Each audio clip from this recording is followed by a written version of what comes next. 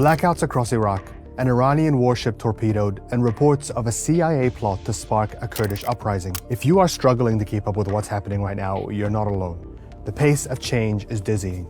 So here's a summary of the last 24 hours in the war on Iran. Only the United States of America could lead this, only us. But when you add the Israeli Defense Forces, the combination is sheer destruction. أرادوها معركة يصلون فيها إلى أبعد الحدود ولن نستسلم.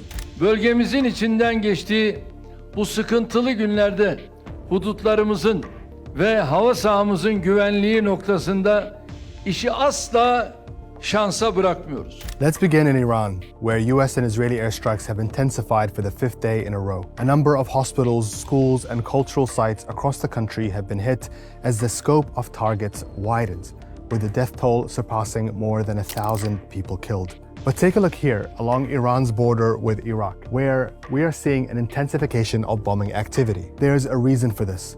We're now hearing reports that Iranian Kurdish forces are preparing a ground offensive against the government in Tehran. There's long been tension between them, but now the US and Israel appear to be trying to foment a rebellion in western Iran. We know US President Donald Trump spoke on the phone to the leader of the PUK in Iraq, and US media reports say he also spoke to the head of the KDPI, the Iranian counterpart. Whether there's been coordination with the CIA still hasn't been confirmed, but it does appear the US is focusing on IRGC sites here in western Iran, possibly to pave the way for a Kurdish insurgency. There are also signs of a widening conflict.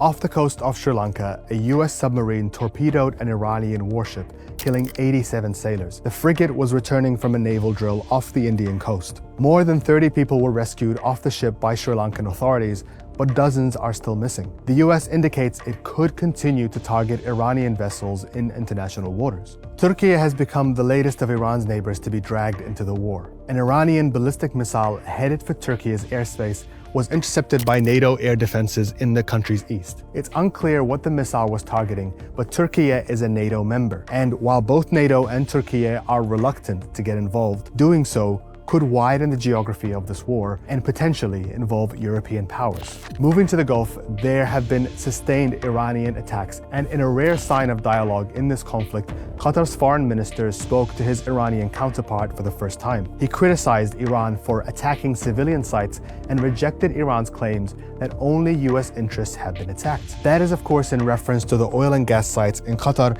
in Saudi Arabia, and in the UAE that have been damaged, which Iran still denies targeting. But there's also the airports. Dubai, Riyadh, and Doha all have intercepted missiles, which have continued to shut down their airspace and leave thousands of travelers stranded. In Lebanon, fighting between Israel and Hezbollah continues in the worst escalation since the ceasefire in late 2024. The Israeli military has invaded several towns and villages in the south while ramping up bombings in Beirut. 75 people have now been killed since the conflict reignited and 83,000 forcibly displaced. And as the human toll mounts, many are asking where this all ends, not least in the US Senate, where efforts to curtail President Trump's war powers were voted down by Republicans. This is despite polls suggesting 3 out of 4 Americans are against the war, especially as no one in the White House seems to be ruling out the prospect US soldiers could be deployed on the ground. And with midterm elections coming up and political campaigning already underway, the pressure is mounting on Trump to justify exactly why he started this war and how he plans to end it. That's our wrap of Day 5. Stay with us on Al Jazeera for continued updates on the evolving US-Israeli war on Iran.